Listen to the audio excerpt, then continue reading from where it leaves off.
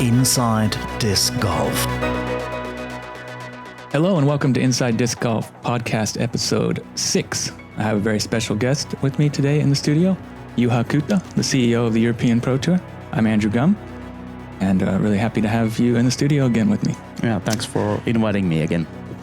Yeah, it's been a last minute one, but we just got the schedule announced, so I think it makes sense to talk about that, right? Yeah, it's we can go through the events and the schedule for the season 23 of the EPT, and then some other things we actually announced there at the same announcement, and you know what the next season will look like. Sounds great. We'll get into it shortly, but how are you doing? How's everything? I'm doing great. I was also sick for a week, just like Victor. Maybe my voice is still a little crispy, A little slightly raspy. Yeah, and raspy. Yeah, and but otherwise, great.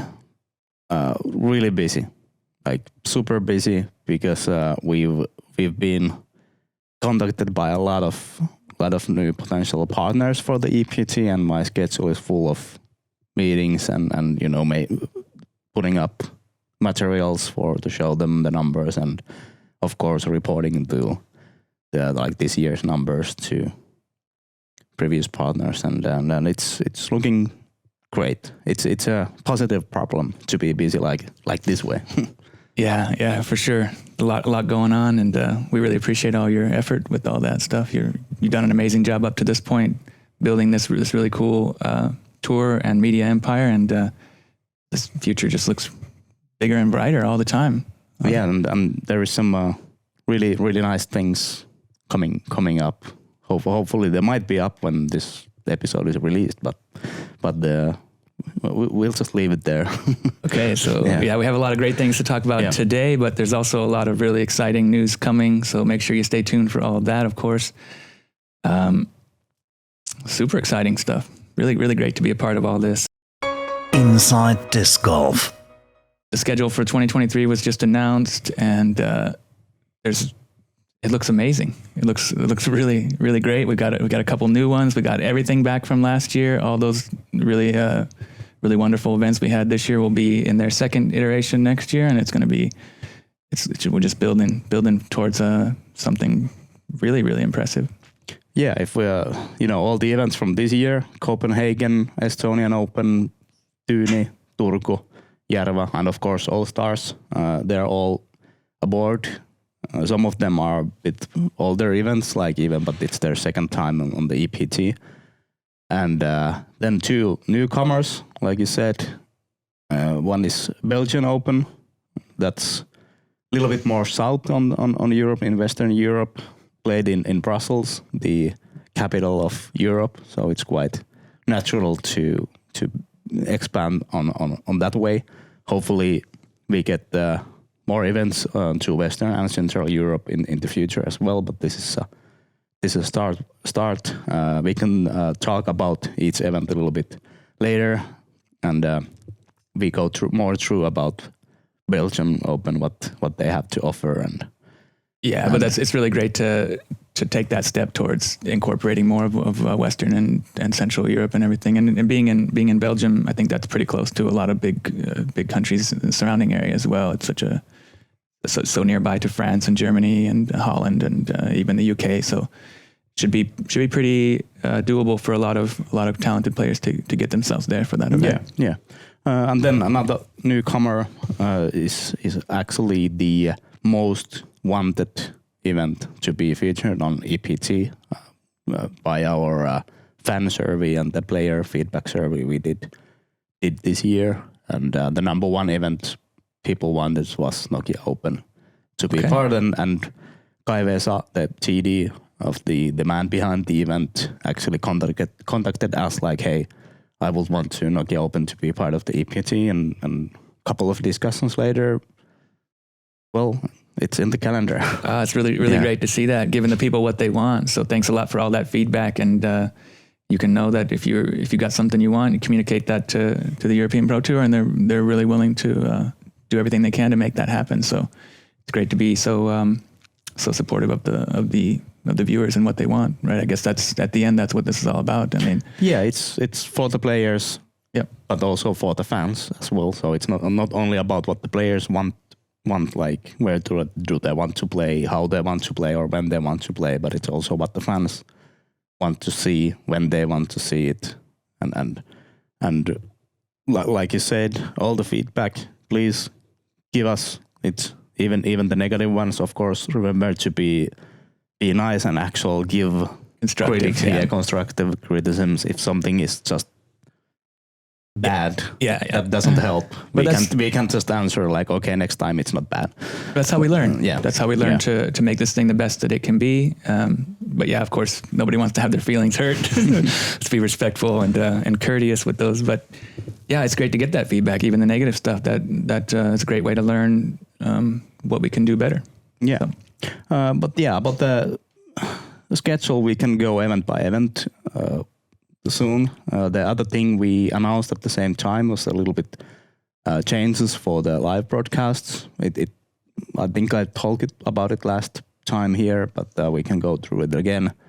Yeah. We will do separate live streams from the women's division and from the open division. So when you're following the event, you can actually just follow the division you want. Yeah, and then that way we'll get to see a lot more of the action from both sides. We won't be missing anything that's happening, and yeah, you can specifically choose to watch each or both, or however you choose, right? Yeah, it'll be more organized and more thorough in the coverage. Yeah, we will have of course the lead / feature card cameras there, like most of the cameras there, and then we have 2 other cameras moving around from card to card. So that's great. Should be quite, and it might be even more. And hopefully we get the drone to air as well. Now we know better how that works and what type of drone we need to get. Yeah, and it's going to be more comfortable, of course, for the players as well, because they know that, okay, I'm on the second card now. Nobody notices me, but now they know that they will be on air as well.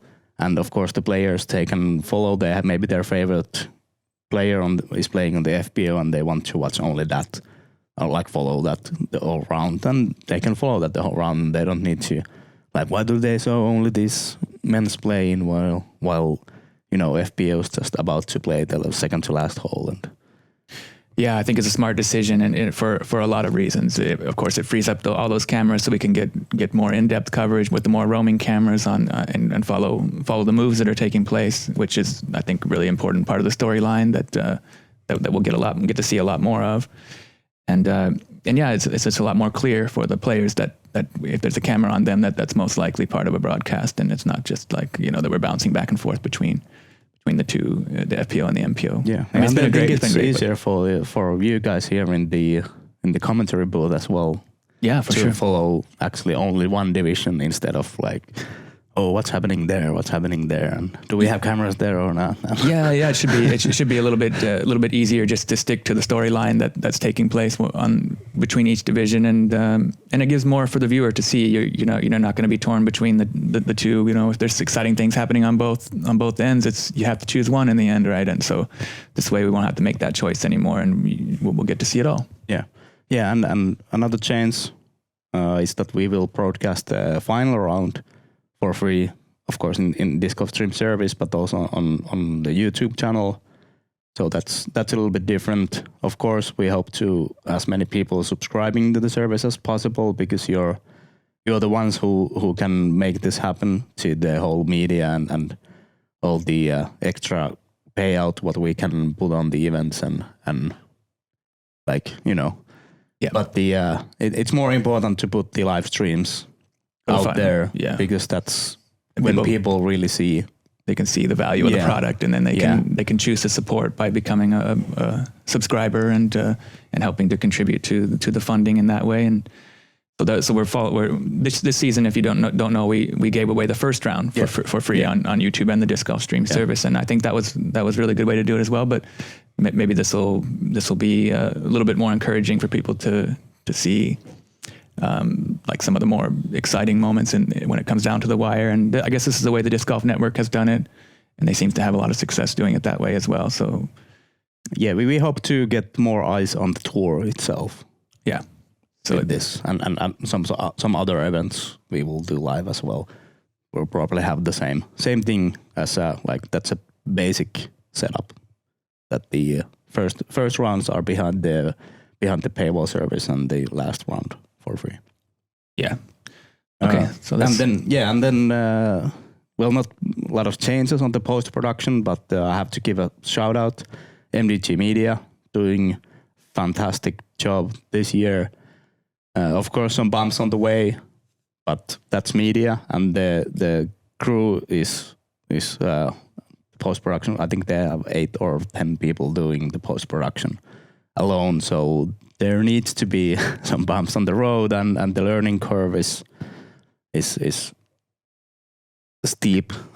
Yeah, but they're getting better all the but time. now the product is amazing, and their videos, it's just the best ones in Europe, maybe in the world.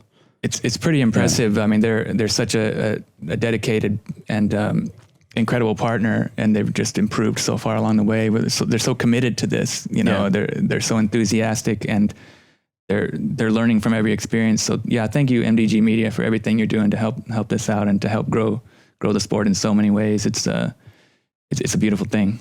Yeah, and for us, it was a no-brainer to continue with MDG. They will do the lead cards from the both MPO and FPO divisions, release on their channel for free. And there's some other stuff coming as well, and of course also from other events than EPT events. So if you have not yet subscribed to MDG's YouTube channel, go there right now and do it, because it's amazing content. Yeah, they're doing all kinds of great stuff. They're branching out a little bit too. They just started their documentary series, and they had a really nice piece with Elias Luukkonen. Get to know Elias. Really, really cool insight into that really young superstar. And we're gonna have him on the podcast coming up. I guess next week. Next week. Yeah. The one after this one, and then we also have a episode with MDG Media, the Belgian Bomber brothers, Maxime and Guillaume. Yeah. We're going to be having that coming out too. So a lot to look forward to, and some really, really wonderful collaborations and cooperation going on between MDG Media and Disc Golf Stream and the European Pro Tour in general. All right. Let's get to the actual schedule and the events. Yeah. So I can then go through about a little bit about the like the overall picture where we're looking there. Yeah, so we get it started off just like we did this season over there in Copenhagen. A little bit later, the season's a bit more compact, which I think is good. It keeps it more sort of tight, and and the weather will be better a little bit later. So yeah, that'll be the 5th through the 7th of May in Copenhagen. Is that going to be at Valbuparken again? Yeah, that's what we've at least we put all the applications in, and well, there shouldn't be any issues, but yeah, at Valbuparken, pretty much the same course. Hopefully we can make some changes there to be better, but a beautiful park, really good location, everything worked out there. Like, I don't know how many years that event has been running, like 16 or 17 years. A lot of history, yeah, that's what I was going to say. They've hosted some really big events in the past, even majors, I believe, right? Yeah. And so, yeah, it's nice to get that venue back for the European Pro Tour, and that'll be something to look forward to for sure. A great way to start off the season over there in Copenhagen. Yeah, then Belgian Open is next. That's geographically handy there. There's empty weekend there. Yeah, travel week, and then 19th through the 21st of May, that'll be the Belgian Open. That was the final event on the Euro Tour this season, and we were there playing, and we had a great time as well, didn't we? Yeah, it was it was a hidden pearl. Yeah, at least for me, like the whole course. I knew about the event and its history, but the course, it was amazing. Yeah, that was so much fun. I was really super pleasantly surprised as well about the whole experience. I didn't really know what to expect. I guess I kind of got lured over there by the MDG crew. They were saying, you got to come to Belgium, you got to come check it out, and you can stay at our place. And I guess it was just an offer I couldn't refuse. And then the opportunity came about when this podcast started, that it made even more sense that I could do an episode there and record with them while we were there. And that was a ton of fun. And the event itself was amazing. Yeah, the course is so cool, isn't it? It's like not the crazy long bomber course, but very technical and very Beautiful. Yeah, beautiful. Yeah, it's like, you know, a public park, but it wasn't busy at all. It was really lush, and the rough was quite rough somehow. They had like designed it really well to really kind of punish you if you get like too far off the track. Yeah. And I don't know anything about that. You stayed clean though. Yeah, maybe you were there. Man. I spent too much time in the rough. I'll admit it, but you played incredibly well. You got yourself on the podium in the Masters Pro 40 division. So solid paycheck and a great experience, great memories, right? Yeah, for sure. Yeah. Yeah, so that Belgian Open was a lot of fun. I even got to caddy for you that first round. That was the first time I've ever caddied for anybody. It was a really, really cool experience, and I was really impressed with your game. Those rollers were amazing. Your putting was on point. It was a lot of fun. I really enjoyed that. Yeah, it was a good round. Like I mentioned many times there, I played the course blind. I only walked like hole 1, 2, 3, and then a couple of the last holes. Yeah, but not a single throw there at all. And then you told me like okay, this hole goes like this. There's OB over there. Like, oh, maybe I should try this. And they're like, okay, you do that, and everything went well. But it went really smooth. Yeah. I mean, just a couple of little hiccups here and there, but overall, the course is really good. It can at first look it might seem to be too easy for the elite level players. The hot round, I think it was 13 under. Hjalte, yeah. But the winning score was 16 or 17 or something like this. So I think it was 18. 18, okay, 18, yeah. In 3 rounds, so it's not as because easy it can as be it anything. looks. Yeah. I mean, it's got a lot of teeth, you know, here and there, and you have to really be in control, I think, of your disc. You know, you can get punished pretty bad. The design is quite sneaky good, I think, in that way. Yeah, and there's one hole we want to get rid of. It was quite short. Like 10. Even it was a jump putt for me, but I putt far, but it's like 50 meters or something. Not an easy hole still, but doesn't fit there. But otherwise, the course is good. I talked to a lot of the players there. Like, how do you like the event? How do you like the course? You know, we want to make sure that it's EPT level, and it was 100% positive. Like, of course, like this suits really well for EPT. Yeah, like it's quite similar to the Estonian Open course Korvemaa. Yeah, that's right. It got that similar kind of technical vibe to it. That maybe it appears easy on paper, but in reality, there's a fair bit of elevation. There's a lot of good kind of traps and some tight lines here and there too. Yeah. So and some little tweaks we can make there to make it more fair. Like it wasn't unfair, but there was like hole 17 the basket was right next to an OB. That was tough, man. And it was 145 meters par 3 or whatever. If you were in a circle, like if somebody could reach, some players did reach like circle 1 or at least circle 2, nobody tried to run. Because if you miss, it's OB. And that's it. Yeah. So that hole basically single-handedly ruined my tournament. Every round it got me somehow. I don't know. I just couldn't handle that hole. I was maybe a little bit too aggressive or just a little bit off in my focus by the end of the round. But I took some huge numbers on that one. But like that's what we do. We listen to players. We ask them. That's also something that's going to be announced. The tour pass later. With that, the players who get the tour pass. They will also have a direct connection with the EPT staff. So, you know, we can, anytime there's an idea, we can ask the players directly, like, hey, what do you think about this? Or they have a feedback. They have a direct connection to us. That's great. That's really great. We can improve the tour and the events, of course. It's really important to build that relationship with the players so that you're able to serve them and help them in many ways as well, and provide them the best opportunities to compete at the highest level. So, and more about the Belgian Open, the local crew there, of course, Danish family behind the MDG, but Jean-Louis as a TD and on the club there did amazing work all weekend. Yeah, for sure. They were really, really into it and really good at what they were doing. They were they were very considerate, and thank you very much to Jean-Louis and everybody in the Tanch family for providing such great hospitality and also organizing such a fun, unique event. There was a really great atmosphere involved in it. It was such a kind of friendly family type feeling that I got there, and I really appreciate that a lot. So I'm really happy to see it on the European Pro Tour. I think that's it's I think most of it will of course come there as well, but it's going to be an elite level event. Yeah. We are missing like Masters divisions Yeah, are yeah. not there, but hopefully there will be another event.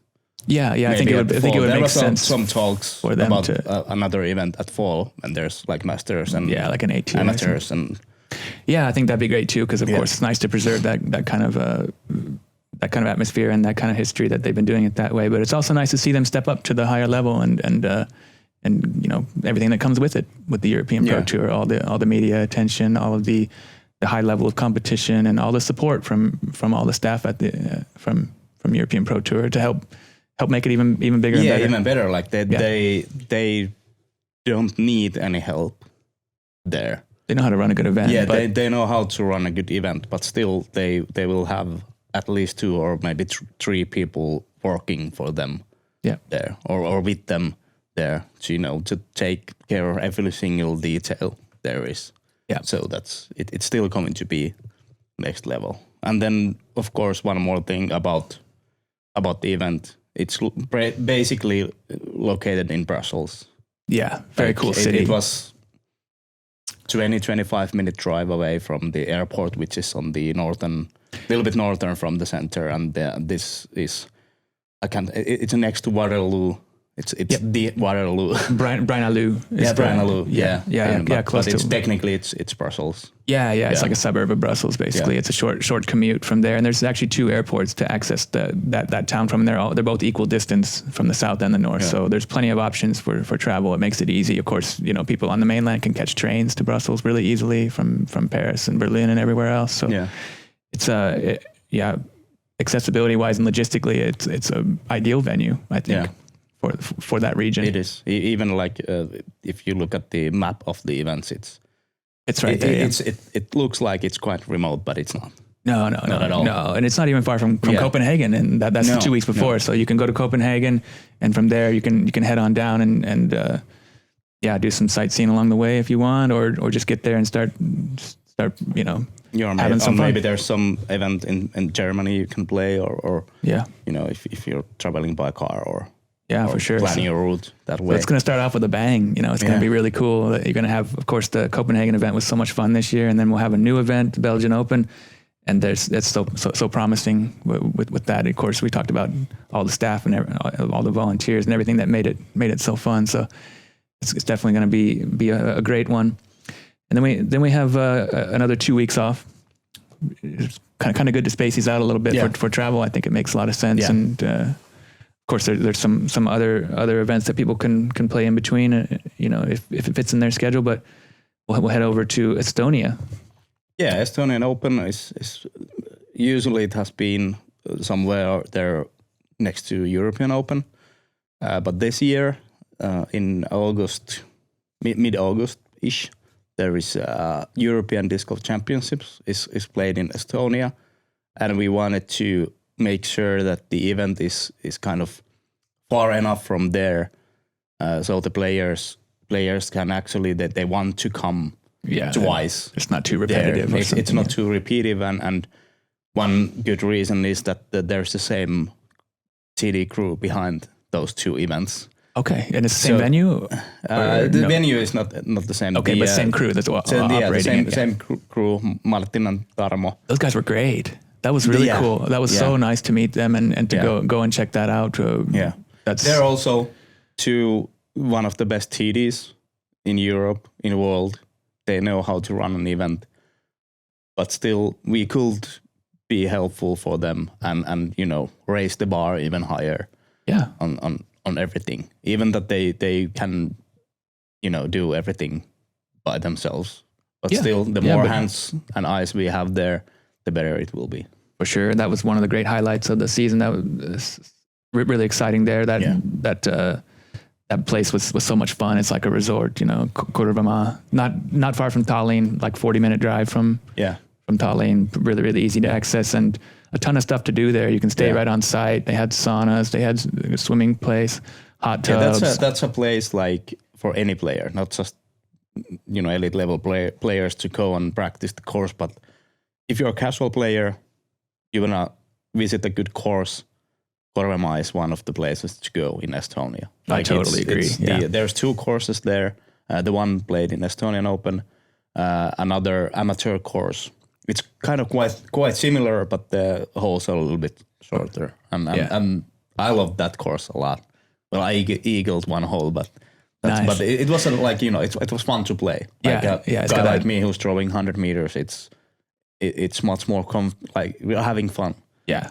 I didn't get a chance to play the other layouts, but I definitely want to go back, and I would highly recommend that. The restaurant, you get all kind of drinks there. Yeah, it's all right there. Yeah, you know, really great clubhouse feel, and the woods, the forest there is really beautiful. They got like green grass on the fairways, but then it's like quite thick woods, so it's quite a unique environment to play disc golf, and one of the more beautiful venues I've ever been to. I think. Yeah.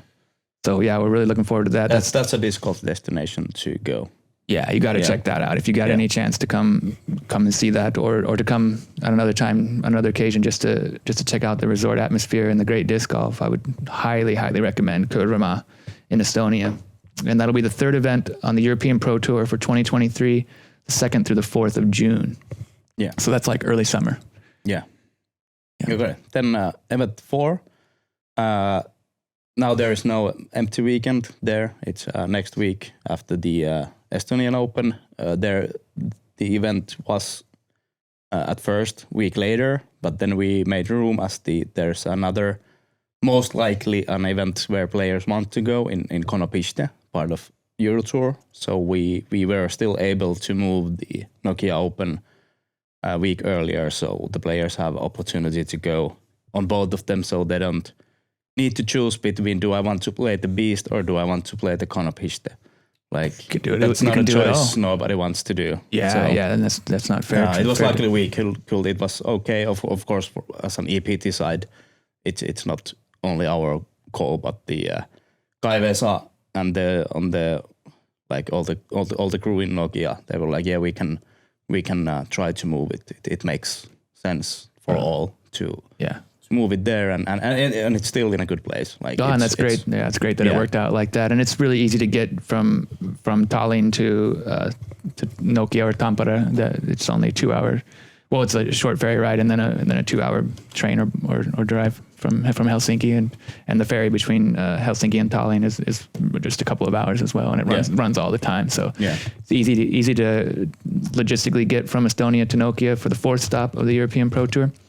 Yeah, it's gonna be really cool to have the Beast there. Is it going to be a similar layout to what we saw at the Nokia Open last year, or the European Open style? It's pretty much the same either way. Yeah, it's pretty much the same. The whole numbers are a little bit different. Yeah, that might change.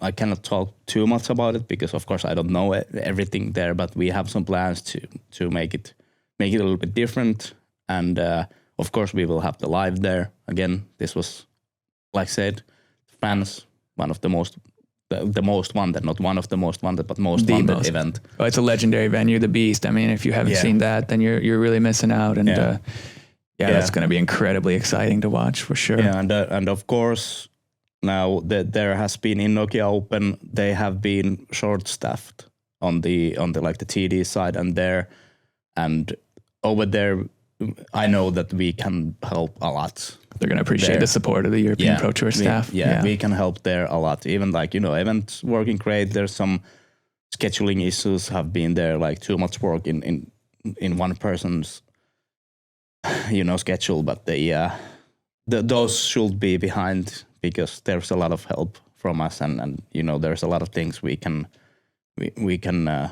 know in front of already. Like, them like, hey, this is going to be happening then, so have you prepared? This and that.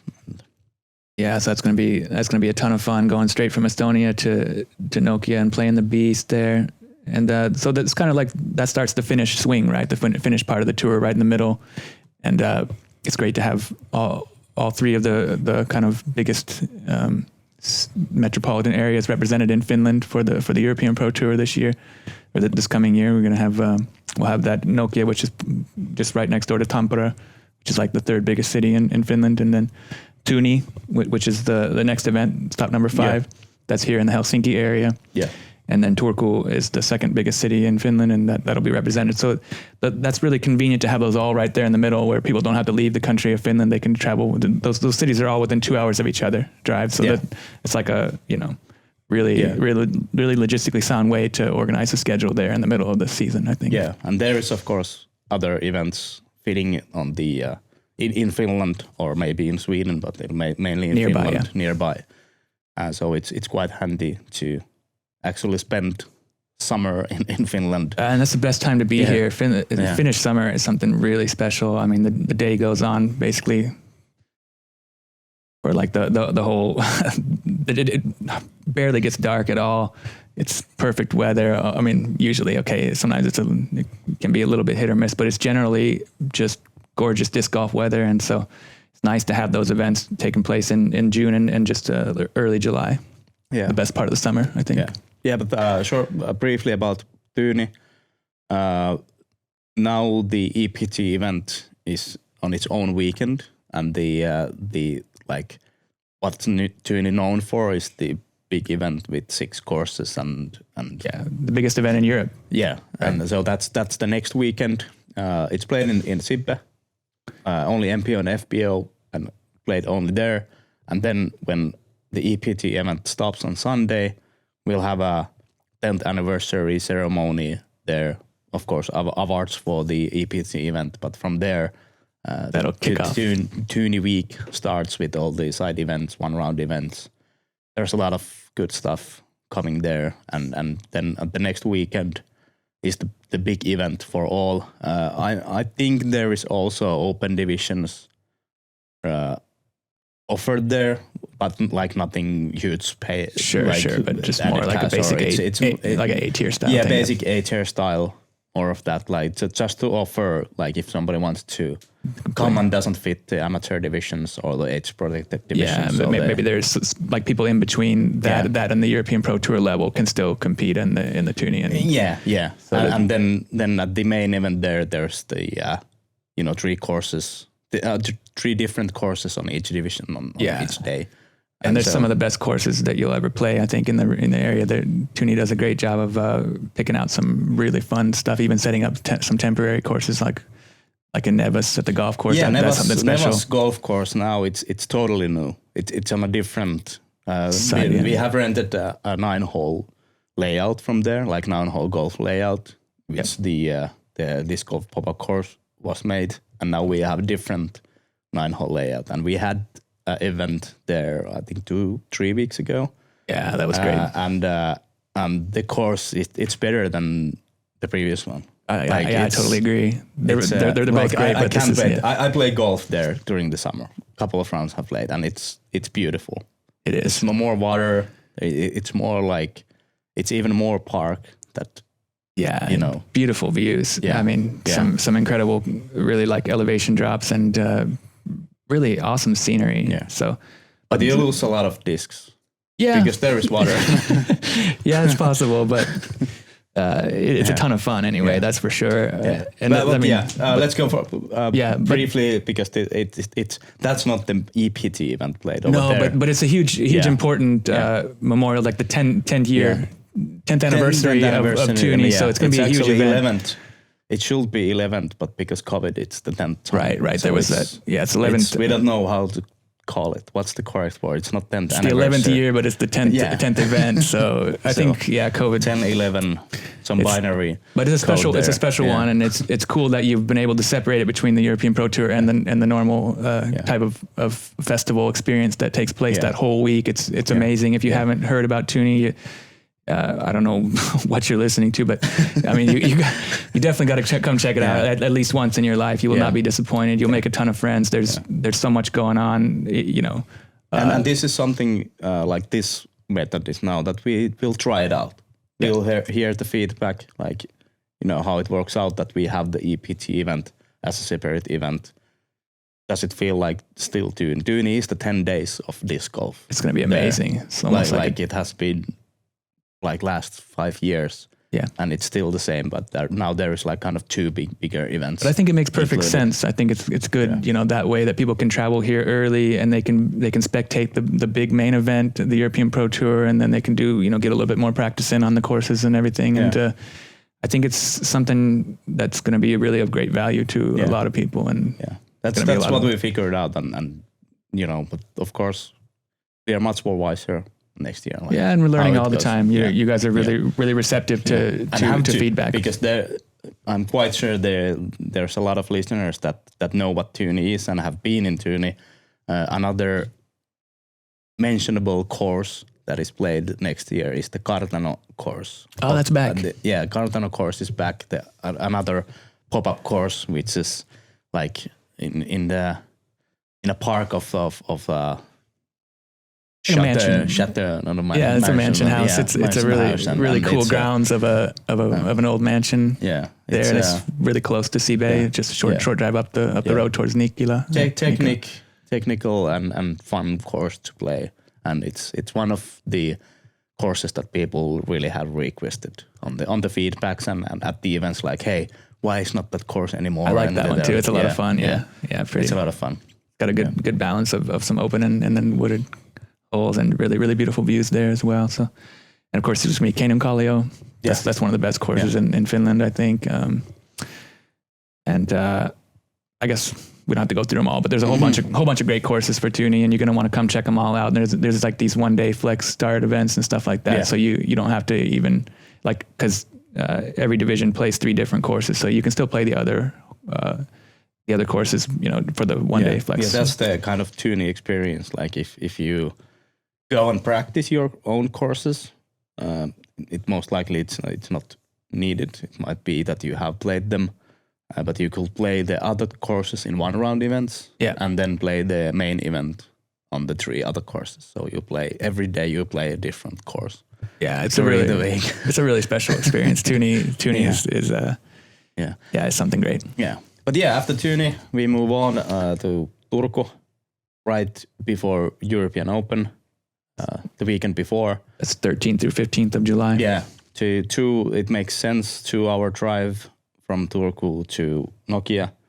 And we really wanted to put it there so we can end the regular season to Järva, which is after the European Open then. And that was the weekend we had to put it, but like I said, it makes sense and makes the EPT as a tour. It makes it whole. Of course, every event in there is really good one. Like they're all special. Like there's no. I don't think it's easy for anyone to say like which event will be the best or which event will be the worst. Like maybe if I need to skip one event, they're all high. Like I don't know. They're all so good. You've really done an amazing job of picking out some really spectacular places. We really wanted to end the season to Järva, and right after European Open was agreed already ages ago, and really makes sense because we know that there is a lot of US players who wants to come and play Järva. Järva is such a legendary place. I think there's a lot of international players that are going to be interested in that event, and so it makes for a really fitting finale. I think that's feedback what we got this year, like from the US players. Like, we want to come to Järva. Why is it like in June? Okay, it doesn't make sense for us to come. And Thomas Gilbert was there, and because of course he told all of his buddies like, "Hey, great it was. Järva, it was." It was Järva. It was amazing. It was so much fun. Of course, it was quite clear that that's the place. And if it's a good weekend, a lot of events want it, that one and the weekend before European Open. But from all of those events, Järva is the pick to be there. And that's how then Turku Open went to there. The week before European Open, So that's the 28th through 30th of July, and what a fitting finale there in Stockholm at Järva, such a legendary place. And it's going to be amazing. It was already this season, and once again we are more wise. So there's more experience on what we can do there. what we need to improve. It's going to be great, and it same goes with Turku, the Aninkainen course. That was beautiful. It's beautiful, really good course. We make it a little bit more challenging. It's looking better year by year by year. It's a pay-to-play course. They have funds to actually improve it a lot. It's already improved. I have been there, I think 2020 it was first time featured in Finnish Pro Tour. So it makes 3 times. Sure. Yeah. So and compared to that, it's already like totally different course. Yeah, I was really amazed that they said it had only started, the whole idea of it, like 5 years ago. Yeah. And I was like, whoa, that's a pretty long way to come in a short time, because it's I mean, tip top. Yeah, and it's like that's one of the best venues we can. It suffers a little bit from the infrastructure, like at the course, like we need to bring in toilets, we need to bring in all the tents, and like a lot of there is no clubhouse or anything like that. But it's basically at the center of Turku, like center of a city. So it's really convenient to be there, to have a big event there for the spectators and everything. They can come with the electric scooters or bikes or walk, the public transport. Public transport, That's really cool. It's something I really look forward to because it's going to be good. For sure. Yeah. That's gonna be awesome. And then of course the final at Jarmo, the end of the regular season. There is. The whole season looks stacked to me. I'm so excited. I can't wait. I mean, it's like, it was already awesome this year, the first year. And now we got Belgian Open added. We got the Beast. People will be playing the Beast. We get to live commentate on the Beast. I mean, what a dream come true. And then back to Spain at the end of October, a little bit earlier than this season. This year is taking place on November 17th through the 19th. Yeah, we moved that. It was... At first, it was a little bit later, about at the same time. PDGA Euro Tour released their schedule, and they have the final really close to at that weekend, the weekend before that, but it's geographically close to Fuengirola. It's, I think, 3-hour drive from there. And because we have the possibility to move it, then couple of calls like, hey, is it okay if we have the event a little bit earlier, so we can have 2 big events back to back. It makes a lot of sense for the players and the fans.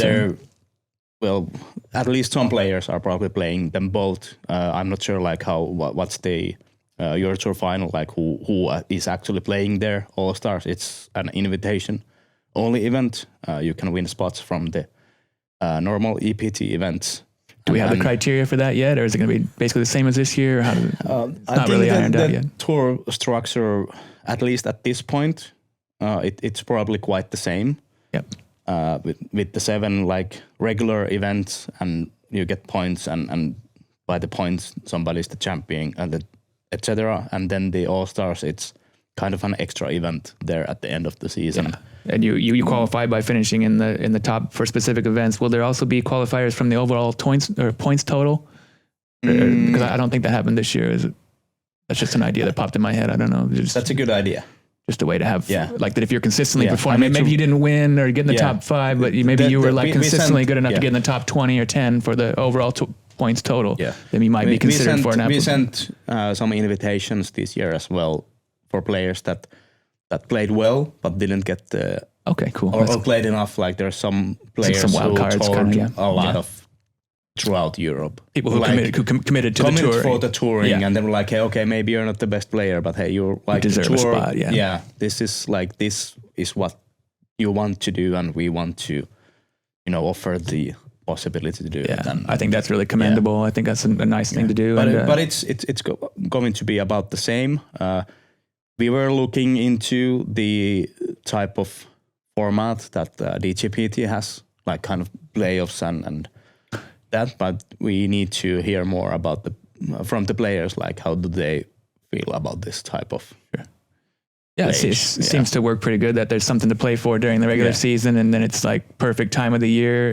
When the late fall and early winter happens in Northern Europe, it can be pretty rough and cold and rainy, and sunny southern Spain is like a dream come true at that point in life. So at least at this point, it's more like sounds more convenient to do it like this. So it's more of course there is big money there, media is there, everything. It's still a legit good event, but it's still kind of let's go the off season from here. Yeah, I think it's a great way to do it. It's like something fun, but also something to play for, because there's also some like pretty good prizes there, right? You know, because it builds a little bit throughout the season. So like a small portion of every event is chipping into the overall payout for the All-Star event. So I think that's a cool way to build up the prize pool and the prestige of the fact that you had to qualify. Yeah, you know, I think it adds a little element of interest to the overall season that way.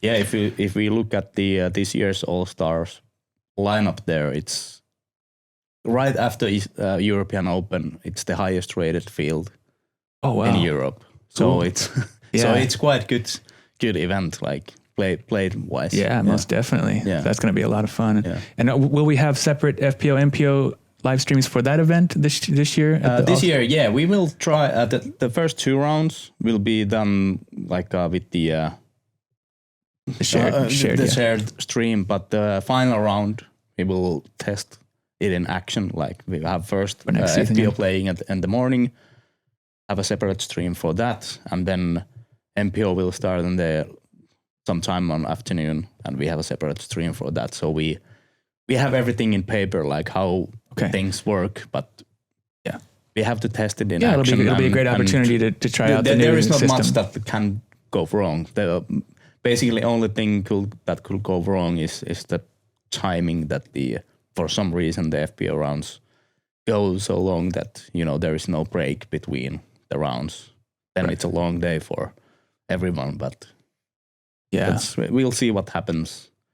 And will it be that final round will be provided for free, or is it still on the same structure as we have it? The first round is free.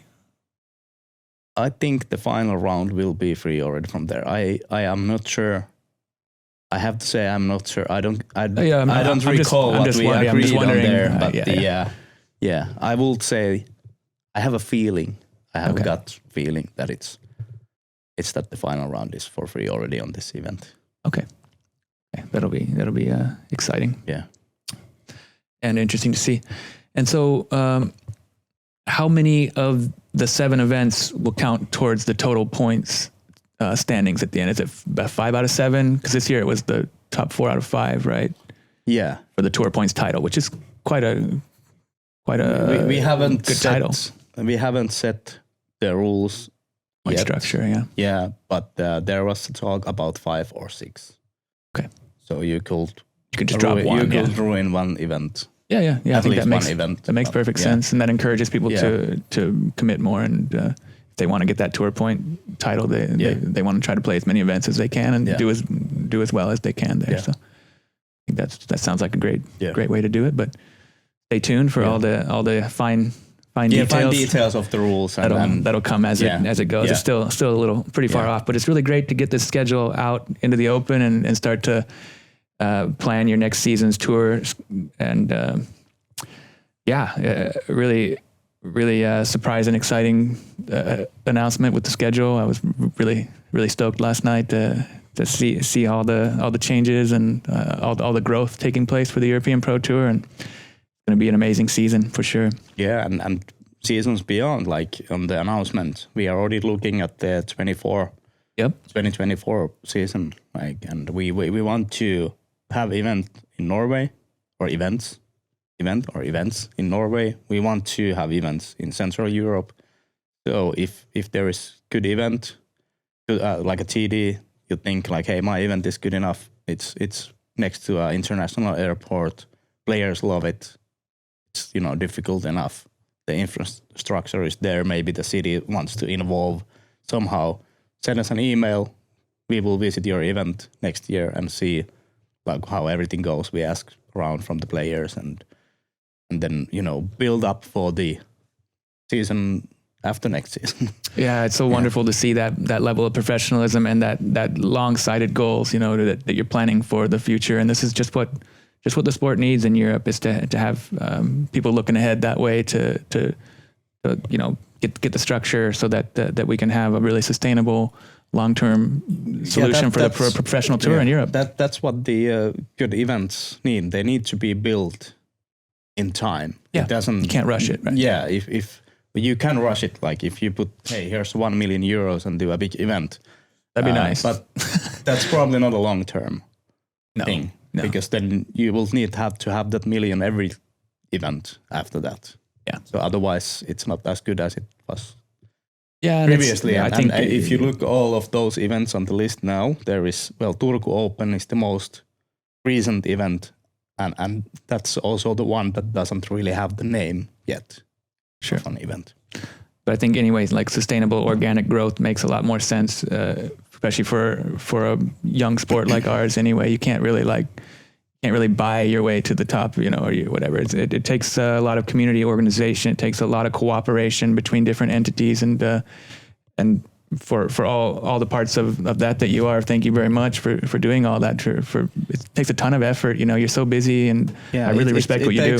It's for for everyone to remember to stay calm and play disc golf. Keep calm, do your work. This year you might have that many players on your event. Next year it's hopefully more, and next year again more and more. Good example, Fuengirola Open 1 week before All-Stars. We already discussed this last time when I was here. But first event, 15 people. Second event, 60 or something. Then 90, 100 then. This year, 140, it's sold out. It's amazing. Yeah. And like even with Tuni as well, you're a perfect example and role model for how to sustain that kind of steady growth and to get yourself to those long-term goals with the hard work and the cooperation. So it's really cool to see everything blossoming so beautifully into a wonderful tour. Yeah, that's what we want to do with the EPT.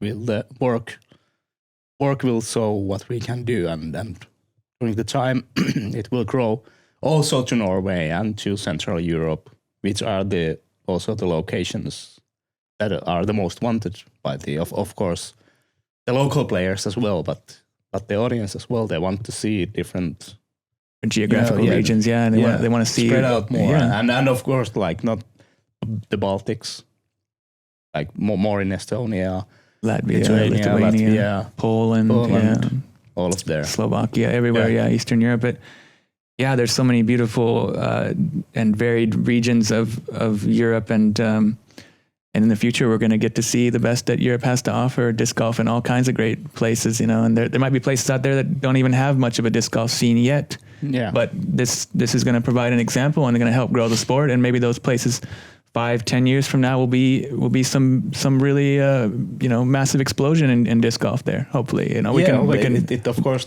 starts from the grassroots levels. They need to have courses. Yeah. At start, and hopefully, actually another shout out to PDTA Europe. They have the disc golf development grant. I think that was the correct name. If you Google PDTA Europe disc golf development grant, you will find it by that or at PDT's page. It's a grant that you can apply for money to build a new course, for example, or maybe start your junior program or that, but mainly like new course.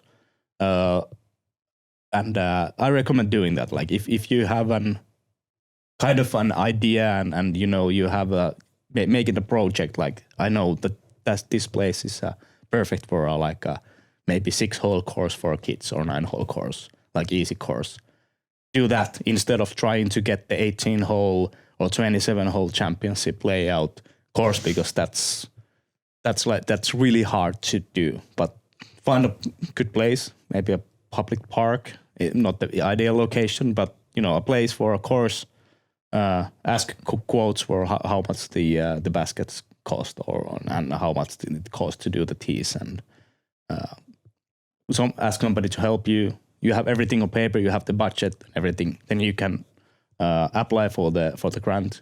The money, I think it was 2,500 euros at tops, but it's at least for a 6-hole course. It's quite a lot for that, and those are the baby steps. Yeah, that's what I was saying. It takes little steps, and it has to start small, and that's how it happens. But that's really great that the PDGA Europe is providing that kind of support for starting, some little seeds here and there to start. And I discussed with Kalle Vainikka, the administrator of PDGA Europe, and he's kind of on top of the grant, and he already told like there is some really good applications, and I think that actually one course is already set up with their help, and it's more public when the course is open, and they have the PDGA signs there and everything, so they can bring it up more, and but it's really something that we need here in Europe, and back to the point from there, that when you have the courses, then you can take the next step and maybe get the bigger course or the better course, or maybe that is already there. Go to your city council or head of sports or head of outdoor parks and recreation. Parks and recreation, and it's like, hey, there is this type of youths like professional tour in disc golf, in this sport, because they most likely don't know anything about it. Show them pictures, like there is audience there on site. The money that people are actually getting from the events, and they see like, hey, this is an actually profession for somebody. They're like, it's a job for just like bicycle, like marathon runs, and the top athletes there. Yeah, and it's great for society to have these kind of sports and access to these kind of activities that can be just good for the growth of the community, and I think the media can be a big part of that inspiration. That they can see that, hey, this is what's happening in Northern Europe, and they're spreading to other parts, and it's a level of professionalism that they can respect. I think by seeing the quality of media that we're putting out here at Disc Golf Stream. So. Yeah, and they're like, hey, we want this because it's what cities want. They want big events. They want it brings in tourism. Yeah, exactly. Yeah. So future's looking really bright for European disc golf, and you're a great, really big part of that. Thank you. So thank you very much for everything that you do and for coming on the show today. Juha Kytö, everybody. Is there anything else you want to mention before we go? Well, remember to subscribe to Disc Golf Stream if you haven't yet. And, it helps to put all of this up, and, keep watching and playing disc golf. Sounds right. Yeah, it's so perfect. We really appreciate all of your support and viewership out there. Thanks for tuning in for this episode of Inside Disc Golf. We'll be back next week with a really exciting young player from Finland, Elias Lukonen. Looking forward to that episode. But it's been a blast in here in the Disc Golf Stream studio with you. And thanks for all that incredible and exciting information about the 2023 European Pro Tour season. Really looking forward to it. I'm sure you all are as well. Stay tuned for more fine details about all that. And thanks again. Yeah. See you next time. Bye-bye. Inside Disc Golf.